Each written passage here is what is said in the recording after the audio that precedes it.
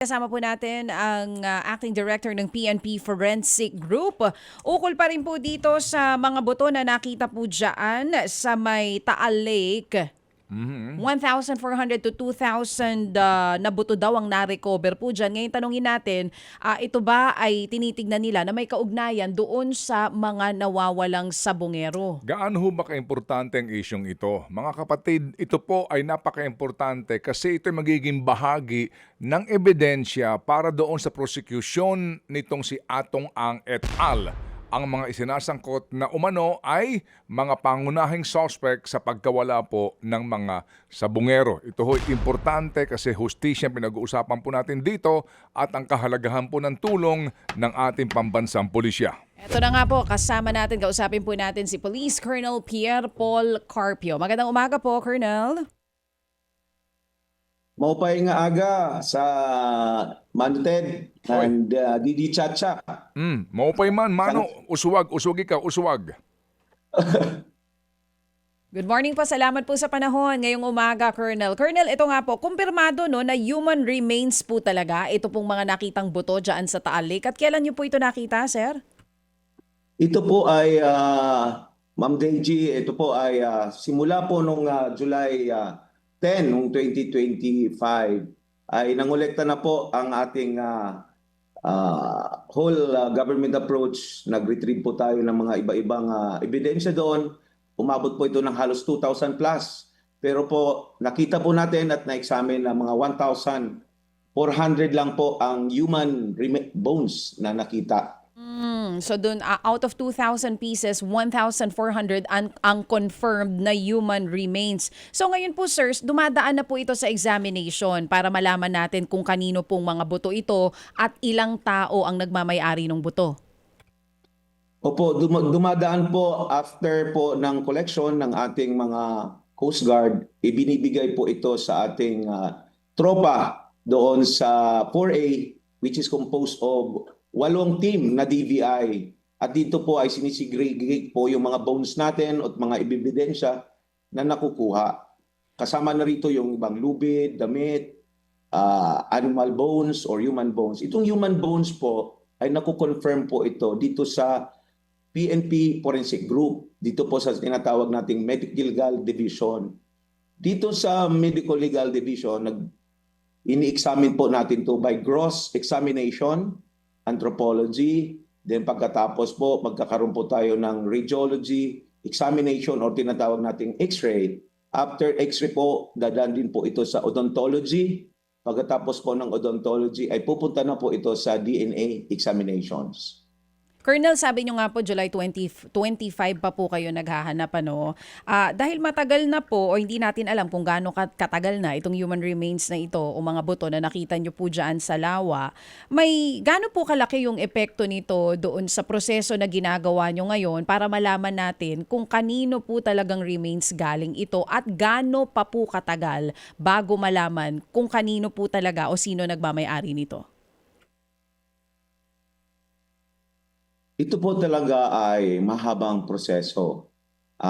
Nagsisimula po ito dahil sa mga factors na kinukonsidera ng ating mga experts. Kasama na rito po yung high acidity kasi napakataas po ng sulfuric acid, yung diluted sulfuric acid sa Taal Lake at yung mga minerals kagaya po ng aluminum, sodium at magnesium. Ito po ay talagang hyper acid po ito. Masyadong corrosive po ito na nagkukos po ng tinatawag nating demineralization ng buto or nasisira yung buto. Pangalawa po rito yung tinatawag na hydrolysis kung saan kinakain po yung DNA strands po ng ating mga ebidensya.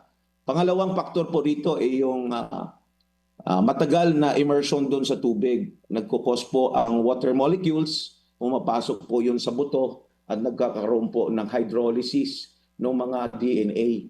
At ang pangatlo pong rason po na nakikita rito is yung temperature ng ating Taal Lake. Umaabot po sa 29 to 35 degrees Celsius. Ito pong temperatura na mataas ay nagkakaroon po ng hyperactivity po yung microbial activity. Kaya nagkakaroon po ng microbiodegeneration po yung ating mga ebidensya. Colonel, Itong tatlo po na ito ay napakalaki ang konsiderasyon kung paano ang strategy at management po ng ating mga forensics. So ngayon po, ang mahirap na parte po rito is yung tinatawag natin po ay DNA. oo. Ang DNA po ay napaka-sensitibo po. At dahil mga buto po ito ang parte ng katawan kung saan napakahirap kumuha ng DNA. At konsiderasyon na rin po yung tinatawag natin kaninang tatlong factors. Ngayon, ang ating DNA ay gumawa po at forensic group ay gumawa po ng estratehiya. Hindi lang po isang site ng isang buto ang kinukuhanan natin. So ginawa po natin is nagkaroon po tayo ng prioritization. Kasi mahal po talaga ang DNA pero binabaliwala po natin yon. Tatlong prioritization po. First priority is the most viable na mayroong DNA. Then pangalawa po, ito po yung parang napakahirap ng maging viable. Pero hindi po tayo nawawalan ng pag-asa. Binibigyan pa rin po natin ng panahon na kuhanan natin ng DNA yung site na ito. Oo. Yung pangatlo po, ito po yung tinatawag na wala nang pag-asa pero may pag-asa pa rin po. Baka mamaya meron tayong mga kaibigan na ahensya or mga laboratorio na kaya pa nilang kumuha ng DNA kahit na ganito po ang kondisyon ng ating buto. Ito po yung collaboration na tinatawag. Mapa-local man o mapa-international. Kasi sa amin po dito sa PNP, gumagamit po tayo ng STR. Ito yung ating method of examination, yung short tandem repeat DNA profiling. Kaya po natin ito kuhanin pero hindi po ito masyadong sensitibo dahil ang method po na ito is para po mabilis kasi marami po kaming kaso. Oo. So mga 3 days lang po kukuha na dapat, lalo na yung paternity or kaya yung mga swab lang. Pero pag ang pinag-uusapan na yung sequencing, dito na tayo pumupunta sa mga research. At ito po ay wala po ang ating PNP dahil hindi po ito naaayon sa aming methodology. Pero mayroon po tayong mga kaibigan kagaya po ng UP or yung sa abroad, pwede nating ipadala. Pero ito po ay third priority after matapos pong ma-examine yung first at saka second na priorities. Sige. Colonel, Ito po ay 1,400 na mga buto po ang ating ini-examine. Yes po, so, Colonel. mga 2,800 kung ito po ito. Sige, siguro Colonel, sa madaling paliwanag po, ang gusto talaga malaman ng tao ngayon, lalo na po ng pamilya nitong missing Sabongeros. So kung ganyang kahaba yung proseso at ang tagal nang nakalubog po sa tubig nitong mga buto, may posibilidad pa po ba talagang may makukuha tayong DNA dyan para ma-cross-match po doon sa profile ng mga nawawalang Sabongero? At gaano po talaga katagal? Will it take years po ba bago po natin malaman kung kanino pong mga buto nagmamay-ari, yan pong mga yan? Ito po ay tuloy-tuloy ang ating examinasyon. Ma'am DJ, ito kasi alam naman po natin na ang isang buto ng isang tao is 240 plus Yes na po. buto. Kaya mahirap po mag-identify, baka mamaya yung parehong buto ay nagkakapareho po. Kaya kailangan talaga tinatawag nating comprehensive results. Pagkatapos po ng lahat, saka po namin ngayon aayusin. Pero yung sinasabi po natin kung may makukuha at makukuha, may makukuha at makukuha pa rin pong DNA.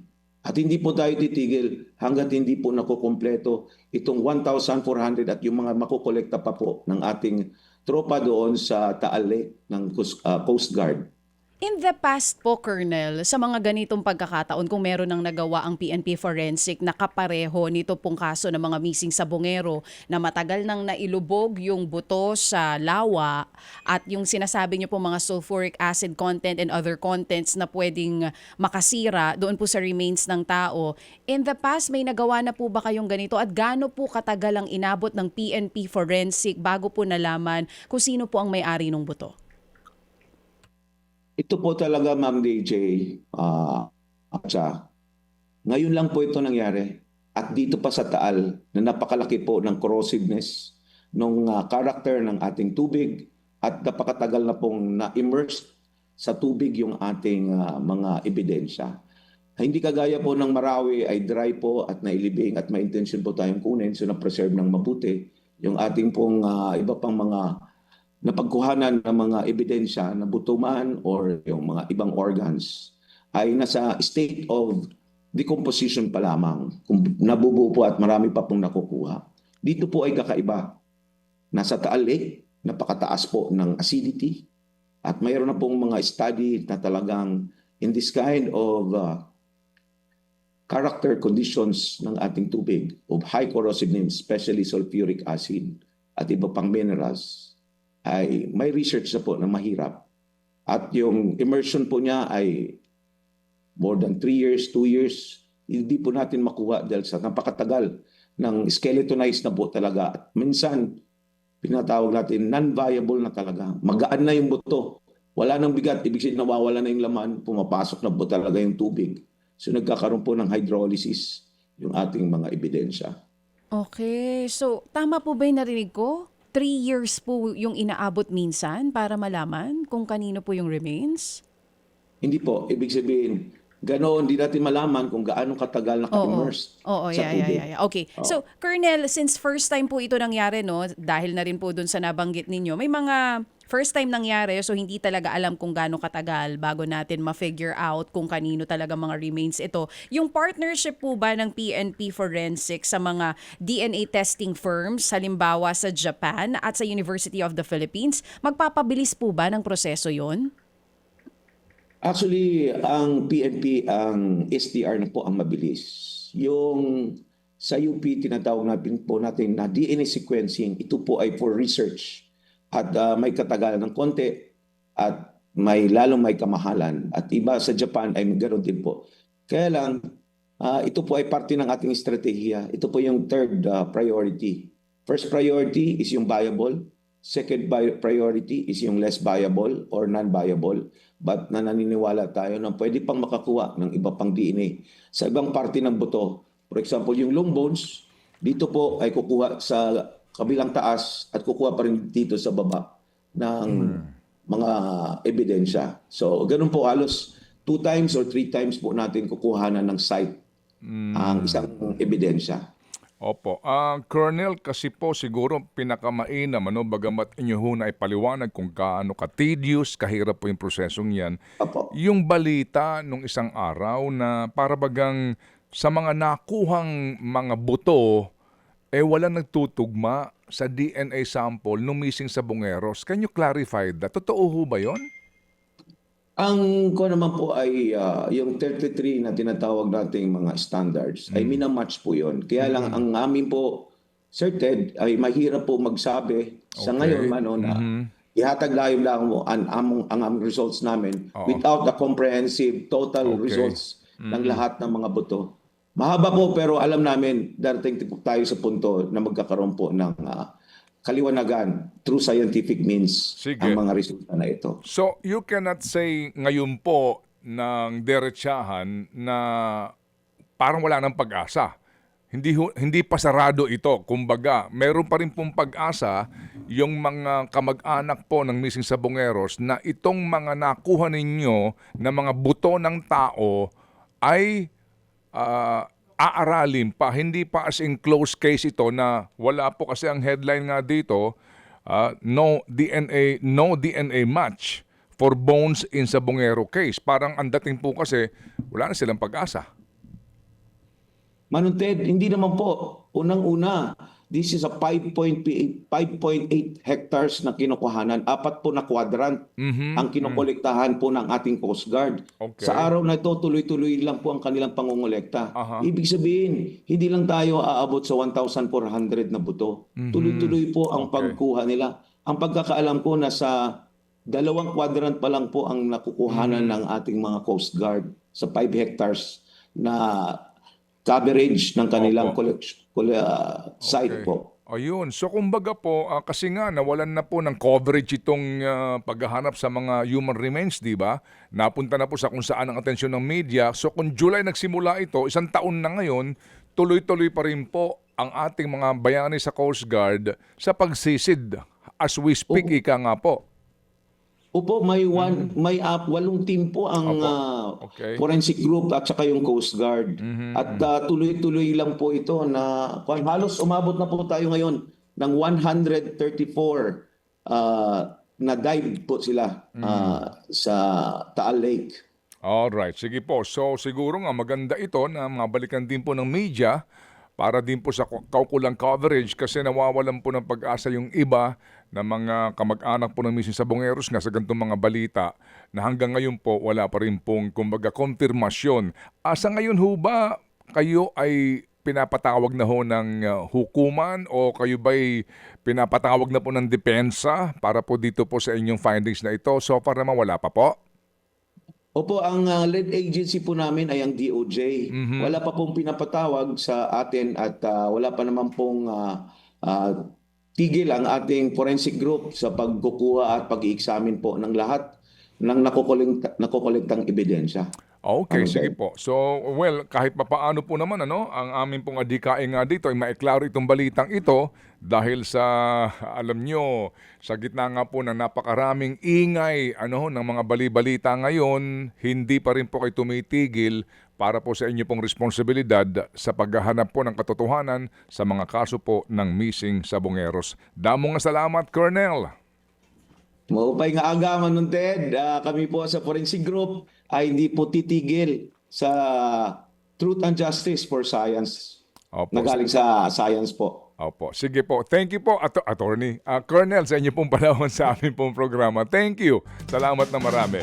Mga kapatid, patuloy po kayong tumutok sa 105.9 True FM para sa totoong balita, impormasyon, music and entertainment. Mag-subscribe sa aming YouTube channel at podcast at sundan nyo kami sa Facebook, Instagram, X at TikTok sa True Network PH. Bisitahin din po ang aming official website, truefm.ph.